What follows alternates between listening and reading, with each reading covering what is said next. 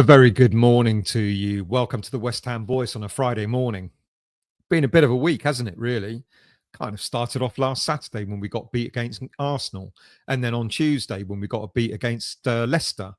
And just when you thought that being a West Ham supporter couldn't get any more bizarre, along comes Thursday, the 5th of December, 2024, just to prove otherwise. Now, if you're new to the channel, first time you're visiting, or if you've been on this channel before but yet to become a subscriber, please do consider becoming a subscriber of the channel. Doesn't cost anything to become a subscriber. And whether you're new or existing subscriber, please do hit the like button as well as you leave the show. Now, after the defeat to Leicester on Tuesday, just about everyone thought that Julen Lopetegui's time as head coach would be done and dusted. Jim White on TalkSport kicked off the speculation on Wednesday morning when he stated that the board were to hold a meeting within the next 72 hours. And from what everyone understood, or misunderstood for that matter, it was going to be that Lopetegui was going to be announced that he would be leaving West Ham. That's what everyone thought. Wednesday came and went with no further news, so the speculation was rife that that meeting would be held either Thursday or Friday. And many were suggesting that surely it had to be Thursday because the head coach would have to be holding a pre-match press conference for the game coming up on Monday, and usually that would have happened would happen on Friday around about midday. Sky Sports sent a journo and the camera crew to Rush Green on Thursday, and we were all waiting. Some were waiting in anticipation, and perhaps some were waiting with apprehension for the news to break.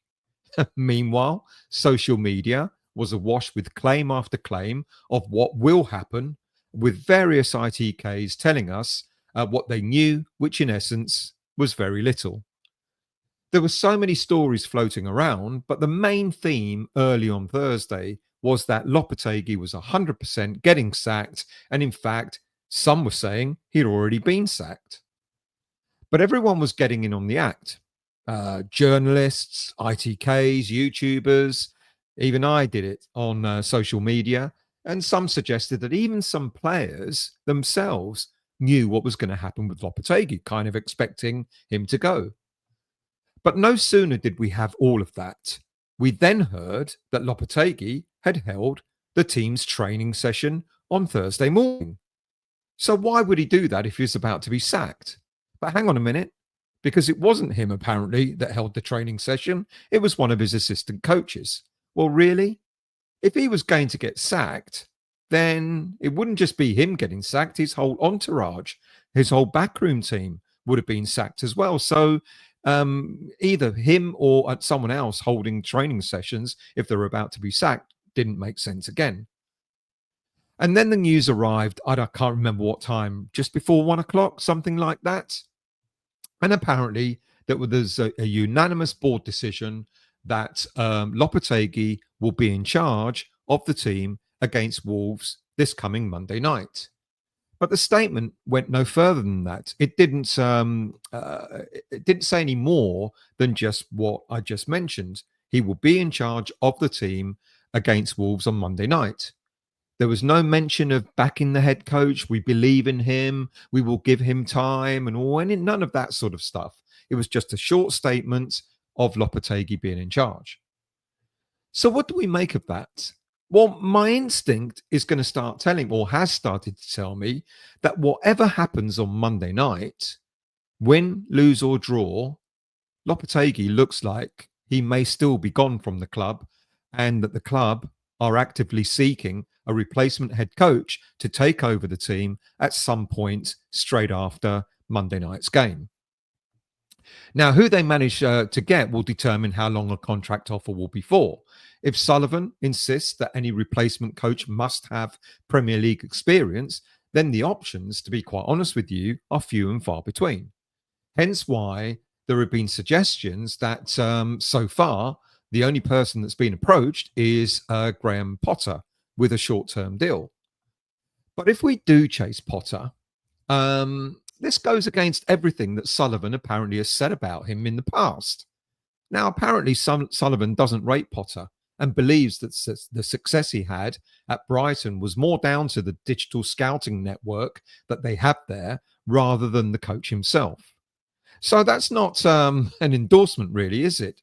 Now, I've got my doubts about Potter too. I've kind of said that I didn't think that Potter would be the kind of manager that would sort of give us anything different, anything better.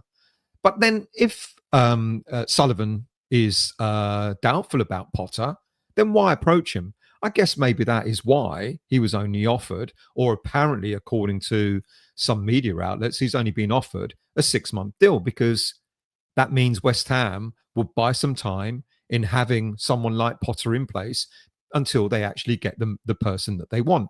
And they've got form for doing that. Let's not forget, after Pellegrini, Moyes came in for the interim.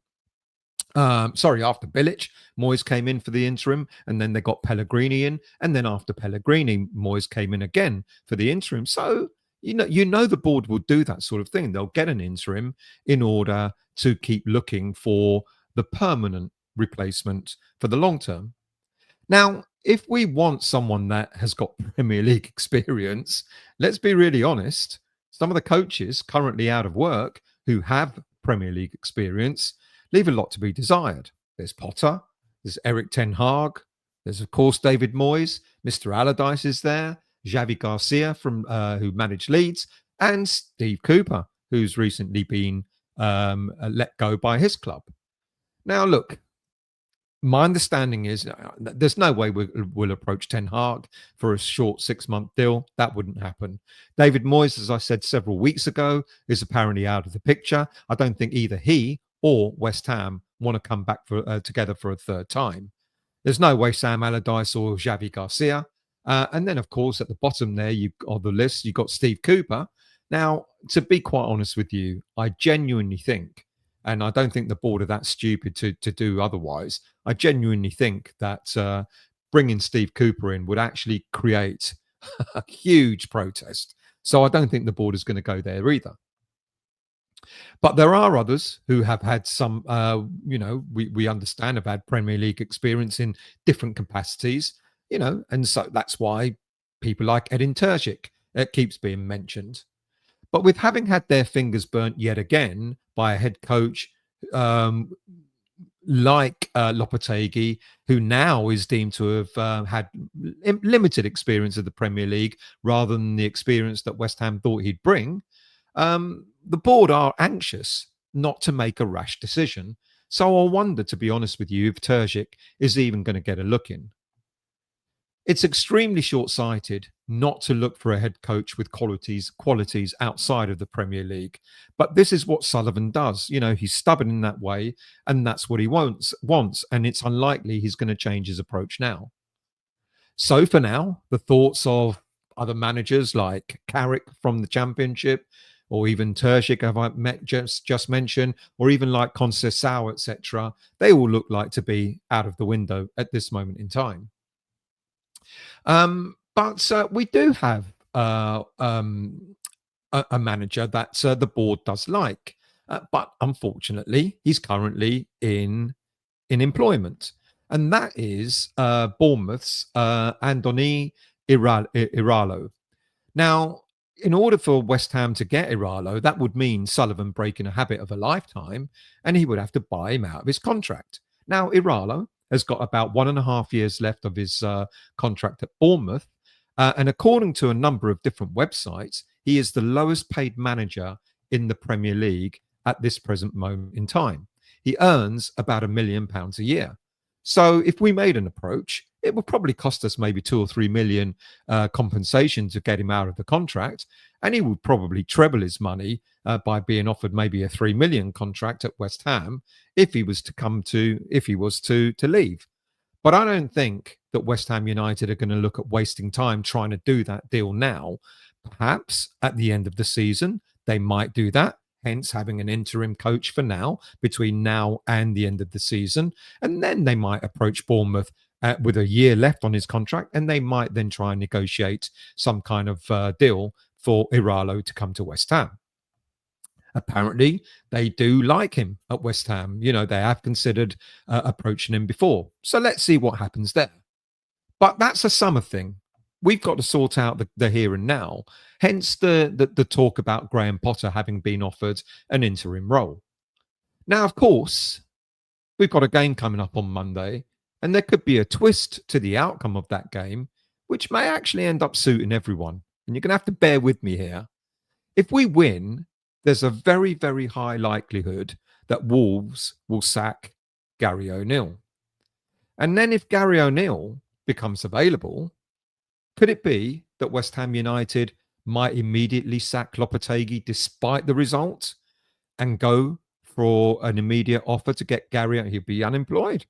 Get Gary O'Neill in for an immediate 6-month deal to the end of the season. Now, guess what? Gary O'Neill is the second lowest paid manager in the Premier League. He earns £1.5 million each year. Now, even if they approached Gary O'Neill and gave him a little top up, 2 million, 2.5 million, and said to him, come and manage West Ham United until the end of the season and see how you do, would that be a suitable solution? It's said that West Ham have considered approaching O'Neill in the past. And they were impressed with what he did at Wolves last season when they finished in a modest 14th place, just 6 points off West Ham, who finished in 9th. And O'Neill ticks an awful lot of boxes.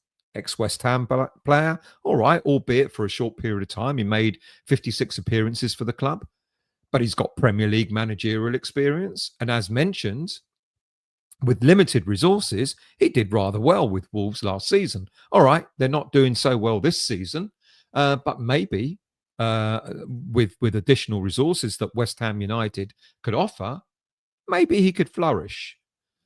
I think the fans would welcome him, and many suggested last season, in fact, why don't we go out and get O'Neill as our manager? So maybe, it will get the fans buying in. He plays a fluid, exciting type of football. He likes to promote talent, academy players. Maybe that's because he's had restricted funds, but nonetheless, he puts trust in the young players and brings them through. The problem this season is Wolves are conceding a huge number of goals, but they have scored more goals than West Ham this season.